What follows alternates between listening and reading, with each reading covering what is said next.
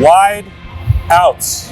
Welcome to Ohio Stadium for the last time in the regular season, where all of the attention on the Pregame Keys is going to be on the fact that Jeremiah Smith and Carnell Tate are both officially out of this game against Rutgers.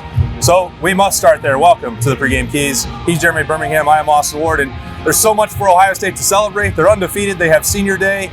They're rolling. The run game's getting things going, and everything else is going to be consumed by the two best receivers in America not playing. Yeah, it's kind of appropriate, I think, for the morning. It's a little gray.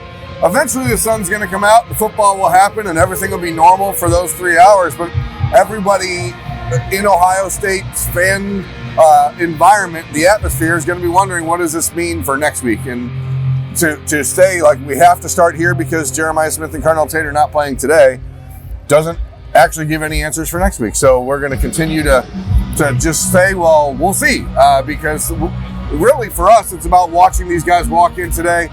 They did not look particular. Like last week, I thought Carnell Tate looked healthier walking down the field than Jeremiah Smith did, who ended up playing and will not play today. So we'll see.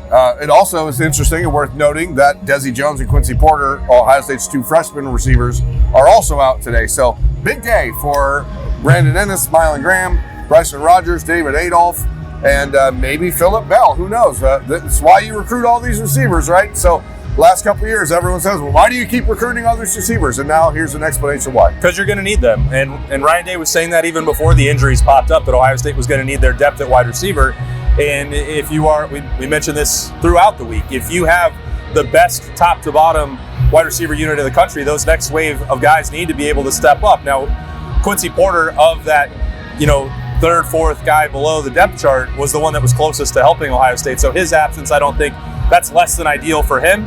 It's certainly manageable, again, against Rutgers and a porous rush defense. Ohio State should be able to get through this one. I think the reason why this will dominate the discussion, as you mentioned, is not just because a week's time from now, in 7 days in the big house, are they both going to be able to play? And, I was told by somebody close to the situation on Saturday morning that there is still a lot of optimism that both will play, both Carnell Tate and Jeremiah Smith, against Michigan.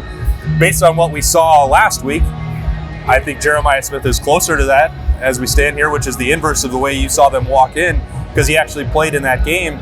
But now the post-game questions will immediately shift away from Rutgers, and I think understandably so, to did playing Jeremiah Smith last week aggravate something, exacerbate something for him that made it where he went from questionable a week ago and played on a limited snap count to totally out against Rutgers? So that's obviously a fair question. Throughout the last 7 days, every indication coming from inside the Woody was he couldn't have made it worse, and he didn't make it worse. So was that true? Is this a true precautionary situation? We really don't know right now. Yeah, well, we also have no way to know, and Ryan Day is going to be put on the spot after the game, as you said. That's the way that this has been handled, and now you have more questions than you did 2 weeks ago for Ohio State. I think the interesting thing from our perspective is, what does it mean for everyone else? I mean, because the game still has to be played. Yep. So the Buckeyes are going to be put out here, and as I said, Brandon Ennis, Bryson Rogers. This game or that game? This game has to be played first, and it makes sense for people to have concern and worry and consternation about next week and beyond, but today's game has to go on, and that means Julian Sayin has to continue to get more comfortable with the receivers that are playing today. So it's an interesting morning, very, very, very calm outside Ohio Stadium as we are recording this just a little after 8:30, preparing for it to go live at 10:15 or whatever today, 10 a.m. But the atmosphere in here is going to have to be a BYO juice type of situation for Ohio State.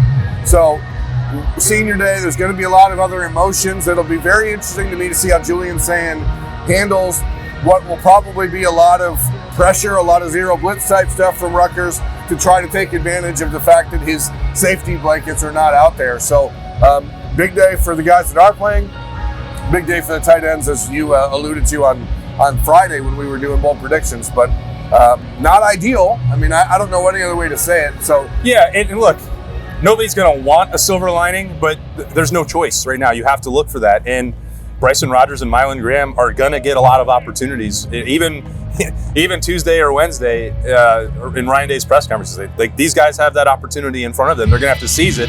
And last week was sort of a imperfect cocktail. You had the rain starting, you had Julian Sayin get the ankle injury, and then you also had the lack of in-game chemistry with Mylan and Bryson, and you saw that pop up at times. Now that's overly nitpicking for someone who still completed 75% of his passes, but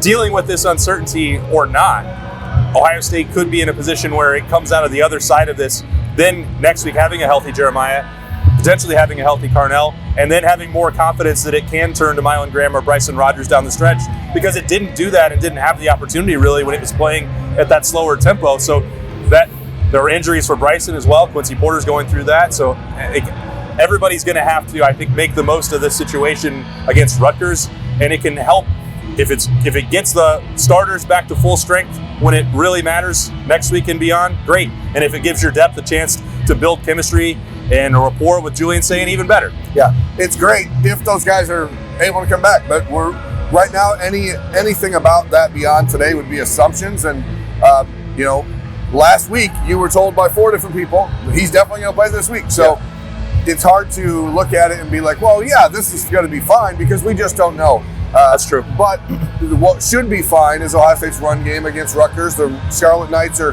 the worst in the country against the run, giving up the most yards per carry, most yards per game in Power 4.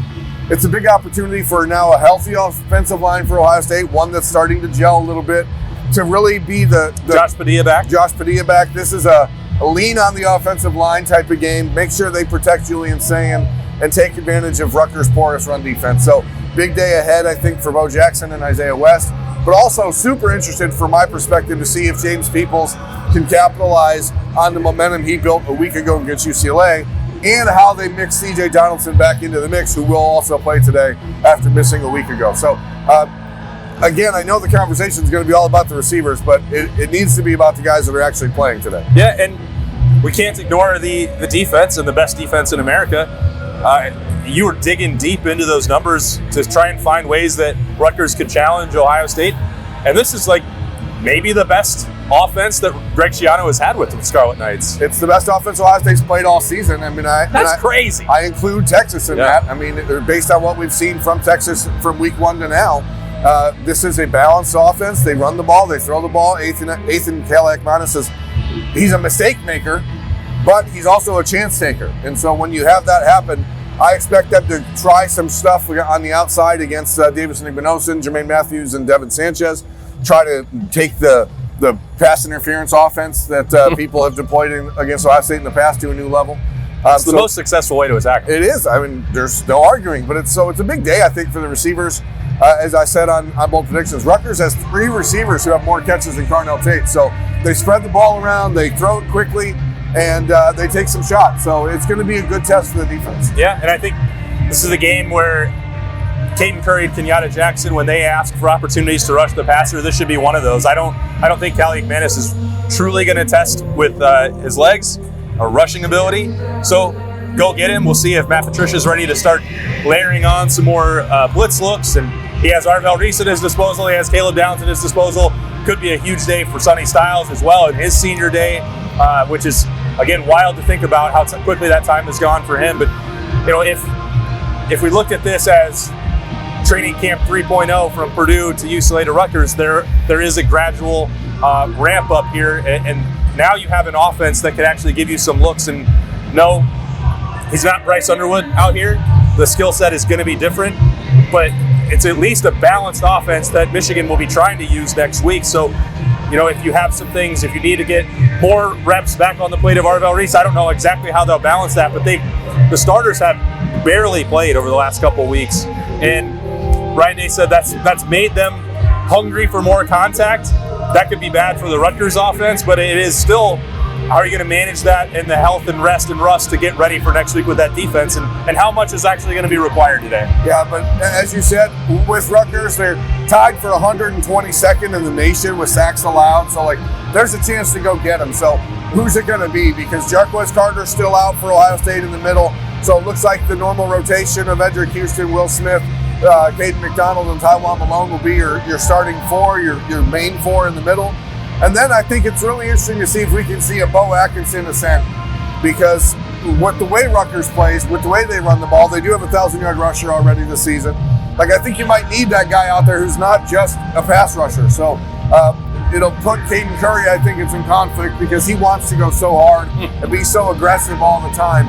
I'm actually really interested to see this matchup for the Ohio State defense because, again, we've been waiting all year for somebody to have enough balance to kind of push them. Yeah. So maybe a test. Maybe Yeah. a test. We'll see. That kickoff time. How does the score change in your mind based on what we now know heading into game day? Yeah, game time, 3 hours. I think I'm exactly where I was on Friday and throughout the week because the deficiencies of the Rutgers rush defense, and we saw what Ohio State was able to do against UCLA when it's like, as it's been gradually building and finding more success, whether that's schematically, whether that's personnel, whether that's the running backs that are being able, like everything sort of fit together very well last week. Even the perimeter blocking from the wide receivers who were out there, that was all really encouraging stuff for Ohio State. You saw the results of that.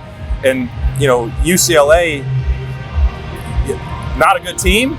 I understand that. One of the worst teams in the country, but Rutgers' rush defense is actually worse than that. There were some talented guys, I think, on that UCLA defense that just... Especially in the middle, yeah. The pieces didn't really fit together. But anyway, they found that traction, and it was like, okay, once you leaned on them, even when Ohio State was content to coast to the finish line, it's like, well, they still can't bring any of these running backs to the ground. There's still ample rushing lanes. I think that will happen today. So I still think Ohio State could cruise and blow out Rutgers without even really stressing about its passing attack. Yeah, I'm going to revise my score. I had 45-17 on bold predictions. I'm going to revise it to 38-17. I'm going to take one touchdown off the board for Ohio State. Okay. And I think this is the game into the middle of the third quarter, which is going to be annoying. But I think that it's where we're headed. So we'll see.